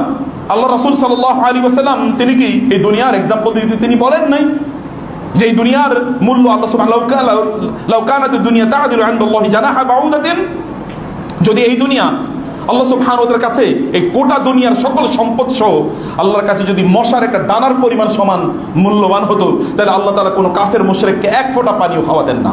কারণ মূল্যবান জিনিস তো, কিন্তু আল্লাহর কাছে এর কোনো মূল্যই নাই। কিন্তু তার পিছনে মুসলমানরাই সবচেয়ে বেশি ঘুরছে মুসলমানরা, তাদের আজকে পাগল হয়ে গেছে সব, তারা এর পেছনে ঘুরতে ঘুরতে। আপনারা আমরাও কিন্তু একই রোগী, সেই রোগ থেকে বের হওয়া দরকার। এগুলো কেন আমরা এই কাজগুলো করছি? ওই একই পরিস্থিতি আলটিমেটলি দেখেন কোন এক জায়গায় গিয়ে ম্যাটেরিয়ালিজম আমাদেরকে একেবারে পেয়ে বসেছে। প্রিয় ভাইরা, সেজন্য বলছি যে আমাদেরকে আর্লি ঘুমিয়ে যাওয়ার জন্য সর্বশেষ যে বিষয়টা আমি এটা বলবো, যে এখানে আমাদের অনেকগুলো প্রবলেম তৈরি হয়। যেমন আপনি দেখবেন যারা একটু পরে ঘুম থেকে ওঠে, মুড খুবই খারাপ, আপনি ওদেরকে দিয়ে কোনো কাজ করাতে পারবেন না। যে ব্যক্তি, আপনি বুড়োদেরকে দেখেন ফজর নামাজে উঠেছে, তিনি অনেক দূরে হেঁটে এসেছেন, আবার বাজারে যান, আবার বাসায় কাজ করেন, আবার অফিস আদালত করেন, সব করছেন, তাকে দিয়ে সব হয়। আর যে একটু পরে ঘুম থেকে উঠে ফজর করতে পারে না, 8টা 9টা 10টায় উঠে, উঠার পরে দেখবেন তার মাথা ঘুরায়, চলতে মনে চায় না, খাবার দিলে এবার তার ক্ষুধা মন্দা, খাইতে মনে চায় না, কোনো কাজ যায় না, স্কুল কলেজ ইউনিভার্সিটি মাদ্রাসায় কোথাও যায় না, কোনো কাজও করে না। এটা একটা বাদাইম্মা টাইপের। অধিকাংশ পোলাপাইন এরকম বাদাইম্মা হয়ে যাচ্ছে আমাদের দেশে। আপনাকে এরকম মানুষ তৈরি করলে চলবে না, আপনাকে খড়গহস্ত হতে হবে। লা তাদা আসওয়াকা আদাবান, আল্লাহ রাসূল বলেছেন তোমাদের সন্তানদেরকে তোমরা যদি আদব শিক্ষা দিতে চাও, তাহলে তোমাদেরকে লাঠির ব্যবহার ছেড়ে দিলে চলবে না, লাঠি ঝুলিয়ে রাখো প্রয়োজনে। আল্লাহ রাসূল সাল্লাল্লাহু আলাইহি ওয়াসাল্লাম বলেছেন ঝুলিয়ে রাখো। দেখো যেটা দণ্ড, এই দণ্ড দিয়ে শয়তানকে অথবা শয়তানের চরিত্র যাদের মধ্যে আছে তাদেরকে ঠিক করে দিতে হয়। ইন্না লিশ-শাইতানি তাইফা ওয়া লিস-সুলতানি সাইফা। সালাফরা বলতেন যেমন শয়তানের এক দল আছে, আবার যিনি শাসন করবেন তার হাতেও তলোয়ার আছে, তলোয়ার দিয়ে এগুলোকে শাসন করা লাগে। অতএব শাসনের দণ্ডকে কোনোদিন ফেলে দিতে নাই। ভালোবাসবেন তো ভালোবাসবেন, জাহান্নামে ফাটে ভালোবাসবেন নাকি? এরপরে দেখা যাবে যে ভালোবাসা কোথায় যায়। কিয়ামতের দিন গেলে দেখা যাবে তারপরে এই ভালোবাসা কতটুকু কাজে লাগছে, এগুলো কোনো কাজে সেদিন লাগবে না। প্রিয় ভাইয়ের, এই জন্য বলছি যে কোনো মানুষ যখন এই সকল কাজ করে তখন তার মধ্যে রেসপন্সিবিলিটি তৈরি হয়। এই জাতীয় লোকেরা কোনোদিন রেসপন্সিবল হতে পারে না। আল্লাহর প্রতি যিনি দায়িত্বশীল না, তিনি মানুষের প্রতি কিভাবে দায়িত্বশীল হবেন? কিংবা হাউ কাম? যিনি আল্লাহর প্রতি, তার সৃষ্টিকর্তার প্রতি দায়িত্ব পালন করতে পারেন না, তিনি তার অধীনস্থদের প্রতি দায়িত্ব পালন করবেন অথবা অন্যদের প্রতি দায়িত্ব পালন করবেন? এটা কিভাবে বিশ্বাস করে? এটা পাগলের প্রভাব, এটা তো হতেই পারে না। সেটা আমাদেরকে সেই বিষয়টি অবশ্যই ভালো করে বোঝা দরকার। এবং মনে রাখবেন, ফজরের সময় বা এই যে ভোরে আর্লি ইন দ্য মর্নিং, এখানে কিন্তু বারাকা থাকে, আপনি জানেন। আল্লাহুম্মা বারিক লি উম্মতি ফি বুকুরিহা, হে আল্লাহ আমার উম্মতের সকালবেলাতে তুমি বরকত দান করো। সকালে কাজ করেই দেখেন, আমি যেদিন সকালে কাজ করি সাধারণত আমার অনেক ক্লাস থাকে, ক্লাসের কাজটা আমি 8টার মধ্যে সকাল ফজরের নামাজের পর কোরআন তেলাওয়াত করি, বাচ্চাদেরকে নিয়ে ওদের হিফজ করে করানো হয়। এরপরে আমি আমার সকালের কাজটা শেষ করে ফেলি। আজকেও আপনাদের এখানে আসার আগে আজকের ক্লাসের সকল ডকুমেন্ট তৈরি করে দিয়ে আমি স্টুডেন্টদেরকে দেখিয়ে দিয়ে এসেছি। যদি আমি কোনোদিন না করতে পারি, এরপরে আর করা হয়ে ওঠে না। ফজরের পর you do it and you see the blessing of Allah in your life. এটা করেই দেখেন আল্লাহ সুবহানাহু ওয়া তাআলা কিভাবে আপনাকে ইয়ে করে দেন। এবং এই গোটা পৃথিবী জুড়ে দেখবেন সেই সকল লোকের সবচেয়ে বড় অপরাধী যারা রাত জাগে, এদের মতো ক্রিমিনাল এই পৃথিবীতে নাই। রাত জাগে যারা, সকল আল্লাহ সুবহানাহু ওয়া তাআলা আমাদেরকে বলেন নাই ওমিন শাররি নাফাসাত, কে বলে কুল আউযু বিল ফালাক মিন শাররি মা খালাক ওয়া মিন শাররি গাসিকিন ইযা ওয়াকাব ওয়া মিন শাররি গাসিকিন মানে কি? ওয়া মিন শাররি গাসিকিন ইযা ওয়াকাব মানে কি? মানে হচ্ছে রাতের অন্ধকার যখন চারিদিকে অন্ধকারের কারণে সকল অন্যায় অপরাধীগুলো যখন নিশাচররা যখন চারিদিকে ছড়িয়ে পড়ে, এই রকম অন্ধকারের রাতের অন্ধকারের অনিষ্ট থেকে আমরা আল্লাহর কাছে আশ্রয় চাই। আল্লাহ বলেছেন আমাদেরকে, আল্লাহ সুবহানাহু ওয়া তাআলা বলেছেন আমাদেরকে এখান থেকে। আর আমরা তখন ঘুরে ঘুরে বেড়াই। এটি প্রিয় ভাইরা, এটি আমাদের জন্য ধ্বংসাত্মক। আমি লাস্ট কয়েকটা মিনিটে কেবলমাত্র আপনাদের কয়েকটা বিষয় দৃষ্টি আকর্ষণ করতে চাই। যখন আপনারা ঘুমাতে যাবেন, রাতের বেলা ঘুমাতে যাবেন, তখন আমাদের এবং আপনাদের করণীয় কি? আজকে সারাদিন কি করেছি তার একটা মুহাসাবা করা, তা নিয়ে একবার চিন্তা করুন। আল্লাহ সুবহানাহু বলেছেন ইয়া আইয়ুহাল্লাযীনা আমানু তাকুল্লাহা ওয়াল তানজুর নাফসুম মা কদ্দামাত লিগাদ। তোমাদের প্রত্যেকের দৃষ্টি দেওয়া দরকার তুমি আগামীকালের জন্য কি পাঠিয়েছো। কোরআনে গাদান মানে হচ্ছে কিয়ামত, আখিরাত। অতএব আখিরাতের জন্য তুমি কি পাঠিয়েছো চিন্তা করে দেখো। আপনি বলেন তো কাফা বিনাফসিকা আল-ইয়াওমা আলাইকা হাসিবা, আপনার নিজের জন্য আপনি নিজেই যথেষ্ট। আপনি চিন্তা করে দেখেন আপনি কি কাজ করেছেন, কতটুকু করার কথা ছিল কতটুকু করেছেন, এই কাজগুলো কি জান্নাতে যাওয়ার জন্য যথেষ্ট কিনা। আল্লাহ তাআলা বললেন ওয়ালা তাকুনু কাল্লাযীনা নাসুল্লাহ ফাআনসাহুম আনফুসাহুম, তোমরা তাদের মতো হয়ে যেও না যারা আল্লাহকে ভুলে গিয়েছে। আল্লাহকে ভুলে যাওয়ার কারণে আল্লাহ সুবহানাহু ওয়া তাআলা রেজাল্টেন্টলি, ফলশ্রুতিতে এই ব্যক্তিদেরকে তাদের নিজেদের কল্যাণের কথা ভুলিয়ে দেন। আবার বলি, ভালো করে শুনুন কোরআনের আয়াত। লোকেরা যখন আল্লাহকে ভুলে যায় তখন আল্লাহ সুবহানাহু ওয়া তাআলা এই লোকদেরকে তাদের নিজেদের কল্যাণ ভুলিয়ে দেন। এবং দেখেন চারিদিকে চোখ মেলে দেখেন, এরা বুঝতেই পারে না তাদের নিজের কল্যাণ কোথায় ছিল। যে সকল লোকেরা সারা পৃথিবী জুড়ে যারা বিপর্যয়ের মুখোমুখি হয়েছে, বহু জাতিপুঞ্জকে আল্লাহ তাআলা ধ্বংস করে দিয়েছেন, প্রবলেম কোথায় ছিল? ওরা আসলে আল্লাহকে ভুলে যাওয়ার কারণে ওদের কল্যাণ কোথায় এই জিনিসটাই তারা বুঝতে পারেনি। আল্লাহ সুবহানাহু ওয়া তাআলা এভাবেই করেন। অতএব আপনি সত্যিকার অর্থে আপনার কল্যাণের পথে আছেন কিনা, আপনি আল্লাহকে স্মরণ করুন, তাহলে আল্লাহ সুবহানাহু ওয়া তাআলা আপনার কল্যাণের বিষয়গুলো আপনার মগজে ঢুকিয়ে দেবেন এবং সেই কাজগুলো করা আল্লাহ তাআলা আপনার জন্য সহজ করে দেবেন। প্রিয় ভাইয়েরা, অতএব এই জন্যে আমাদেরকে যে কাজটি করতে হবে তা হলো আমাদেরকে নিজেকে নিয়ে চিন্তা করতে হবে, মুহাসাবা করতে হবে। রাসূল সাল্লাল্লাহু আলাইহি ওয়াসাল্লাম বলেছেন আল কাইয়িসু মান দানা নাফসাহু ওয়া আমিলা লিমা বা'দাল মাউতি, সেই ব্যক্তি বুদ্ধিমান, জ্ঞানী, বুদ্ধিজীবী, ইন্টেলিজেন্ট, নলেজেবল, ওয়াইজ, সে ব্যক্তি যিনি তার নিজকে মুহাসাবা করেন, জিজ্ঞেস করেন আমি কেন এই কাজ করেছি। ওমর ইবনে খাত্তাব রাদিয়াল্লাহু তাআলা আনহু তিনি যখন খেতেন বলতেন ইয়া ওমর লিমা আকালতা, হে ওমর কেন তুমি খেয়েছো বলো, হে ওমর কেন তুমি ঘুমিয়েছো, ওমর কেন তুমি জেগে আছো বলো, কেন তুমি ওই জায়গায় যাচ্ছ। তার নিজকে তিনি প্রত্যেকটা ইস্যুতে প্রশ্ন করতেন ওমর কেন তুমি কাজটা করছো বলো, এবং এর মাধ্যমে তার নিজকে তিনি টাইট করতেন, কন্ট্রোল করতেন, ম্যানেজ করতেন। ওমর রাদিয়াল্লাহু তাআলা আনহু আমাদের আদর্শ। ওমর ইবনে খাত্তাব রাদিয়াল্লাহু তাআলা আনহুম আজমাইন, তাদের অবস্থা, সাহাবায়ে কেরামদের অবস্থা ছিল এটা। সেই কারণে ওয়াল আজিজ মান আতবা নাফসা, ওই ব্যক্তি ব্যর্থ এবং ওই ব্যক্তি হচ্ছে মূলত ক্ষতিগ্রস্ত যে ব্যক্তি তার মনে যা চায় তাই করে এবং বলে আল্লাহ তাআলা আমারে মাফ করে দেবেনই। আমি কত মসজিদ বানাইছি, কত মাদ্রাসা বানাইছি, কত ওয়াজ নসিহত করছি, কত ভালো কাজ করেছি, আল্লাহর নাম কি আর আমি কম ডাকছি নাকি? আমি এই করেছি সেই করেছি, এইগুলোর কারণে আল্লাহ আমাকে মাফ করে দেবেন। আমি মানুষকে হত্যা করে দিতে কি আসে যায়? মানুষের রক্তপাত করেছি, টাকা করেছি, চুরি করেছি, মিথ্যা কথা বলেছি, এতে কি আসে যায়? অন্যের ক্ষতি করেছি, তাতে কি আসে যায়? আমি তো ভালো কাজও করেছি, ওদের ভালো এবং মন্দ মিলে আমি জান্নাতে চলে যাব। এটা ইকুয়েশন হলো, ব্যাংক থেকে ডাকাতি করেছে 1000 কোটি টাকা, 100 কোটি টাকা দিয়ে তিনি 100টা মসজিদ বানিয়েছেন, আর বাকি 900 কোটি টাকা পকেটে। এখন 100 মসজিদের লোকেরা প্রতিদিন তার জন্য দোয়া করে, আর তিনি মনে করছেন তিনি জান্নাতুল ফেরদাউসের আলা মাকামে চলে যাবেন। এত মসজিদের দোয়া যায় কই? আল্লাহ রাসূল যেহেতু বলছেন যে ব্যক্তি আল্লাহর জন্য মসজিদ বানালো, আল্লাহ তাআলা জান্নাতে তার জন্য প্রাসাদ তৈরি করে দেবেন। অথবা 100 প্রাসাদ তো অলরেডি তৈরি হয়ে গেছে।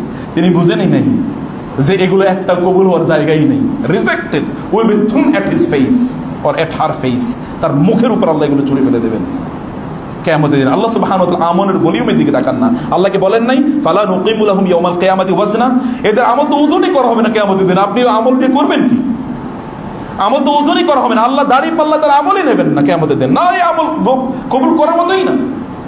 সাহাবায়ে কেরামরা বললেন, রাসূল সাল্লাল্লাহু আলাইহি ওয়াসাল্লাম বললেন, তোমাদের মধ্যে ওই সকল ব্যক্তিরা সবচেয়ে ক্ষতিগ্রস্ত তারা যারা কিয়ামতের দিন আল্লাহর কাছে আসবে কামসালি তিহামা তাবিদা, তিহামা প্রান্তরের মতো এরকম বিশাল প্রান্তর জুড়ে শুভ্র ইবাদত নিয়ে আল্লাহর কাছে আসবে, কিন্তু আল্লাহ তাআলা তাদেরকে জাহান্নামে নিক্ষেপ করবেন। সাহাবায়ে কেরাম বললেন সিফহুম লানা ইয়া রাসূলুল্লাহ, আমাদেরকে বলেন এরা কারা, আমরা যেন সেরকম না হতে পারি। রাসূল বলেন ইন্নাহুম মিন জিলদাতিকুম, এরা তোমাদের আত্মীয়স্বজন, তোমাদেরই লোক, এরা মুসলমান, আমি কাফের মুশরিক ওদের কথা বলছি না, মুসলিম। আল্লাহ রাসূল বলছেন তোমাদেরই জাতি, তোমাদের আত্মীয় স্বজন। কিন্তু এরা যখন একাকী হতো মানুষের সামনে তারা খুব ভালো, যখন তারা নির্জনে নিবৃতে একত্রিত হতো তখন তারা ইনতাহাকুহা, তখন তারা আল্লাহ সুবহানাহু ওয়া তাআলার অবাধ্য হয়ে যেত, আল্লাহর অবাধ্য হয়ে যেত।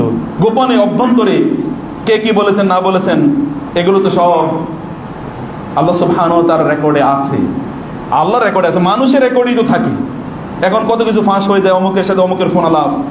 অতএব এগুলো তো কিয়ামতের দিন এই সকল আলাপ ফাঁস করার জন্য তো ফেরেশতাদেরকে আল্লাহ তাআলা নিয়োগ করে দিয়েছেন। কিরামান কাতিবিনা ইয়ালামুন মা তাফআলুন, everything will be presented in our front. তখন সেদিন আপনি বলতে পারবেন না যে আমি এটা করিনি, আমি এটা করেছি, এটা বলতে পারবেন না, অস্বীকার করার কোনো সুযোগ নাই। আমি লাস্ট দু একটি পয়েন্ট বলে আপনাদেরকে বলছি। আল্লাহ সুবহানাহু ওয়া তাআলা তিনি মুহাসাবা আমাদের জন্য বাধ্যতামূলক করে দিয়েছেন। মুহাসাবা করতে হবে মূলত অন্তরের উপর, কারণ অন্তরে মূলত এখানে সমস্যা। নফস এখানে মূল প্রবলেম। নফসকে তিন ভাবে আল্লাহ তাআলা নির্ধারণ করেছেন। আন-নাফসুল মুতমাইন্না, সকল অবস্থায় আপনি আল্লাহর প্রতি সন্তুষ্ট, সকল অবস্থায়, এবং আল্লাহর প্রতি আপনি দ্রুত, যখনই কোনো অবস্থা হয় তখন আপনি দৌড়তে চান আল্লাহর কাছে। আল্লাহ রাসূল সাল্লাল্লাহু আলাইহি ওয়াসাল্লাম কি ইযা হাযাবাহু আমরুন ফাযাইলাস সালাহ, একটু অবসর পেলে তিনি নামাজে দাঁড়িয়ে যেতেন। তিনি বলতেন ইয়া বেলাল আরিহনা বিহা আকিমিস সালাত আরিহনা বিহা, বেলাল নামাজের ব্যবস্থা করে, মনটা খারাপ। আমাদের মন খারাপ হলে সিনেমা দেখি, গান শুনি। আল্লাহ রাসূলের মন খারাপ হলে তিনি নামাজে দাঁড়িয়ে যেতেন। আমাদের বিপদ হলে অন্যের কাছে দৌড়াই, আল্লাহ রাসূলের বিপদ হলে তিনি নামাজে দাঁড়িয়ে যেতেন সাল্লাল্লাহু আলাইহি ওয়াসাল্লাম। তাহলে করণীয় কি? এটাই তো করণীয়, এটাই তো লাইফস্টাইল, এটাই তো আমার এবং আপনার কাজ। নফসকে নিয়ন্ত্রণ করতে হয়, কারণ নফস হচ্ছে সকল সমস্যার মূল।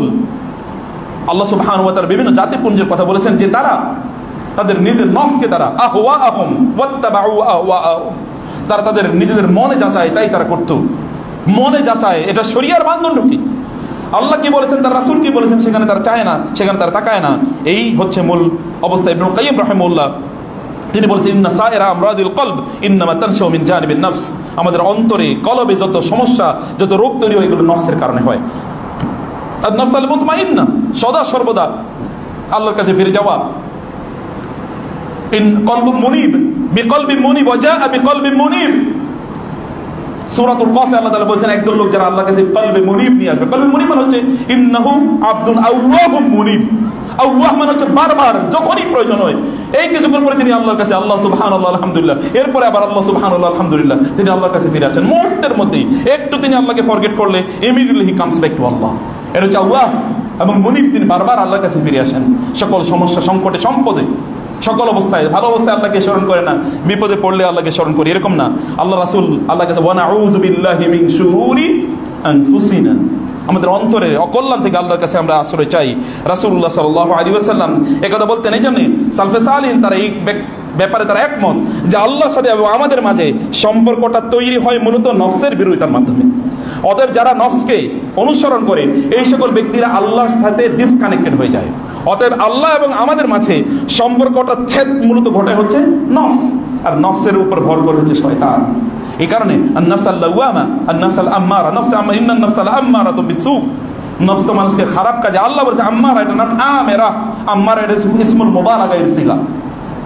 যারা মাদ্রাসায় পড়েন তারা অথবা আলেমরা তারা বুঝবেন আম্মারাতুন ইসমুল মুবারাকা, নট আম্মারুন আল্লামাতুন, এই ওজনে ফাআলাতুন ওজনে আম্মারাতুন ব্যাপক পরিমাণে কেবল বলতেই থাকে নফস যে তুমি আল্লাহর অবাধ্য হও, অন্যভাবে তুমি চলো। নফসকে নফসে মনে কি এসে সেটা বলবেন না, আল্লাহ কি বলেছেন আল্লাহ রাসূল কি বলেছেন সেটা একবার দেখেন না। আমার মনে চাইছে যে আমি তাই করি, এটা তো মুসলমানের স্লোগান না। মুসলমানের স্লোগান হচ্ছে আমরা তাই করি, মা ক্বালা আল্লাহু ওয়া মা ক্বালা রাসূলুহু, আল্লাহ এবং আল্লাহ রাসূল যা বলেছেন আমরা তাই করি। অতএব সেই কারণে আমাদেরকে মনে রাখবেন ইনতাহা সাফরুত তালিবিনা ইলা যাফরি বিআনফুসিহিম, সকল ব্যক্তিরা কেবল জান্নাতে যাবে যারা তাদের নফসের উপর বিজয় অর্জন করেছে। মানুষ আল মুতমাইন্না ইয়া আইয়াতুন নাফসুল মুতমাইন্না ইরজিই ইলা রাব্বিকি রাদি ফাদখুলি ফি ইবাদি ওয়াদখুলি জান্নাতি, তাকে বলা হবে তোমরা জান্নাতে প্রবেশ করো উইদাউট এনি হিসাব নিকাশ। আর নফসে লাওয়ামা একটা আছে আমাদের সাধারণ মানুষের অন্তর। যখনই আমরা কোনো খারাপ কাজ করি, আল্লাহ সুবহানাহু বলেছেন সে সকল ব্যক্তিরা যখনই তারা কোনো খারাপ কাজ করে তখন তারা আল্লাহ সুবহানাহু ওয়া তাআলার কথা স্মরণ করে, ওয়াল্লাযীনা ইযা ফাআলু ফাহিশাতান আও যালামু আনফুসাহুম যাকারুল্লাহ ফাস্তাগফিরু লিযুনুবিহিম। আমরা তো গুনাহ করি, কুল্লু বানি আদম খাতা ওয়া খায়রুল খাত্তাইন আত-তাওয়াবুন, মানুষ গুনাহ করে, যারা তওবা করে আল্লাহর কাছে ফিরে আসে, তাওবা মানে হচ্ছে ফিরে আসে, রাজা ইলাল্লাহ, এই সকল ব্যক্তির হচ্ছে শ্রেষ্ঠতম, এরাই সবচেয়ে ভালো বলে আল্লাহ তাআলা উল্লেখ করেছেন। অতএব এই নফসের 3 নম্বরে নফস যেটা বলছে আমাদের, অতএব এই নফস নিয়ে আল্লাহর কাছে বারবার ফিরে যেতে হবে। তওবা করেন, রাতের বেলা যখন ঘুমাতে যান তখন আপনি তওবা করবেন। এই তওবা মানে হচ্ছে রাতে ঘুমাতে যান, এবার আপনি চিন্তা করেন যে আজকে আমি কি করি। ঘুমের আগে মোবাইল টিপানো বন্ধ করেন, ফেসবুক টিপানো বন্ধ করেন, গান শোনা বন্ধ করেন, গল্প করা বন্ধ করেন, আবিজাবি নিয়ে আলোচনা চিন্তা করা বন্ধ করেন। কোরআন তেলাওয়াত আছে না? ঘুমের আগে আজকার নাই, জিকির নাই। আল্লাহ রাসূলকে বলেন নাই যে ঘুমের আগে 100 আয়াত তেলাওয়াত করে সে গাফেলদের অন্তর্ভুক্ত হবে না? তিনি কি বলেন না কেউ যদি আয়াতুল কুরসি পড়ে তাহলে একজন ফেরেশতা থেকে সারা রাত পাহারা দেবে? তিনি কি বলেন নাই যে কেউ যদি ঘুমের আগে সূরাতুল বাকারা শেষের 2 আয়াত পড়ে তাহলে কাফাতাহু, এই গোটা রাতে আল্লাহ তাআলা তার জন্য যথেষ্ট হবেন, তার কোনো বিপদ হবে না? এটা কি রাসূল সাল্লাল্লাহু আলাইহি ওয়াসাল্লাম বলেন নাই যার যে চরম সত্যবাদী আল্লাহর সৃষ্টিতে, আল্লাহর পরে আল্লাহর সৃষ্টি তার কেউ নাই? তিনি কথা বলেন নাই? তিনি কি বলেন নাই সুবহানাল্লাহ আলহামদুলিল্লাহ আল্লাহু আকবার 33 বার করে পড়তে হবে, তাহলে তুমি সবচেয়ে বেশি ধনীদের অন্তর্ভুক্ত হয়ে যাবে? এগুলো কি তিনি বলেন নাই? এগুলো তো আপনার ঘুমের আগের আজকার।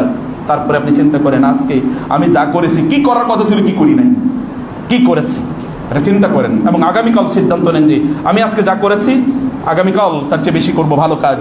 আজকে যা করতে পারি এটা আগামীকাল করব। মুহাসাবাতুন নাফস, হাসিবু আনফুসাকুম ক্বাবলা আন তুহাসাবু। ওমর রাদিয়াল্লাহু বলতেন তোমরা তোমাদের নিজেদেরকে আল্লাহর সামনে জবাবদিহিতার পূর্বে নিজেদের জবাব দিয়ে নিজেরা করো, নিজেকে জিজ্ঞাসা করো। আল্লাহ সুবহানাহু ওয়া তাআলা আমাদেরকে সত্যিকার অর্থে মুহাসাবা হওয়ার তৌফিক দান করুন। আল্লাহুম্মা আমিন। আকুলু কওলি হাদা ওয়া আস্তাগফিরুল্লাহ লি ওয়া লাকুম ওয়া লিসাইরিল মুসলিমিন ফাস্তাগফিরুহু ইন্নাহু হুয়াল গফুরুর রহিম।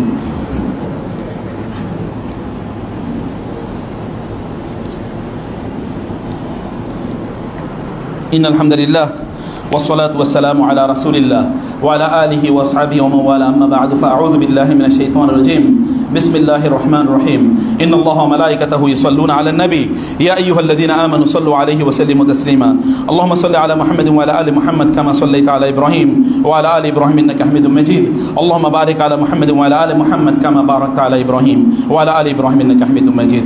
নিজকে জিজ্ঞেস করতে সকল বিষয়ে, সকল ভালো কাজ, মন্দ কাজ, দুনিয়ার কাজ, আখিরাতের কাজ, সব বিষয়ে জিজ্ঞেস করতে হবে, কঠিন ভাবে ধরতে হবে নিজকে। আমরা অন্যের ব্যাপারে প্রচন্ড খড়গস্ত, অমুকে কেন ভুল করলো দূরবীন দিয়ে দেখি। আমাদের ভাইদের, বিশেষ করে আমাদের সালাফি করেন অনেক ভাইদের উদ্দেশ্য হলো কেউ হয়তো 2 ঘন্টা আলোচনা করেছে, 2 ঘন্টা আলোচনার মধ্যে 10 সেকেন্ড বা 5 সেকেন্ড স্লিপ অফ টাং কি একটা বলে ফেলেছে, এটা নিয়ে মাথায় ফেলবে। কিন্তু তিনি যে গত 2 ঘন্টা বা 2 ঘন্টা ভালো কথা বললেন একটু দেখবে না, মাসির মতো করে কাজ করে। খেয়াল রাখবেন, খবরদার। মানুষ তো ভালো কাজও করে, মন্দ কাজও করে, মানুষ তো ভুল করবেই। আপনি ভুল নিয়ে কেন পড়ে থাকবেন? মানুষের ভালোগুলো দেখুন, ভালো নিয়ে কথা বলুন, মানুষের ভালো দেখা দরকার। নিজকে চিন্তা করা দরকার, আমি কতটুকু করেছি, আর এই জন্য দোষ ধরার আগে আমার নিজের দোষ ধরা দরকার। সালাফরা মানুষের ভুল ধরার আগে নিজের ভুল ধরতেন। যে সবচেয়ে বেশি তার নিজকে টাইট করে তার নফসকে এমনভাবে ধরে রাখবে যেন গলা টিপে মেরার মতো, ওই ব্যক্তি কেবল সফল, বা কেউ সফল হবে না।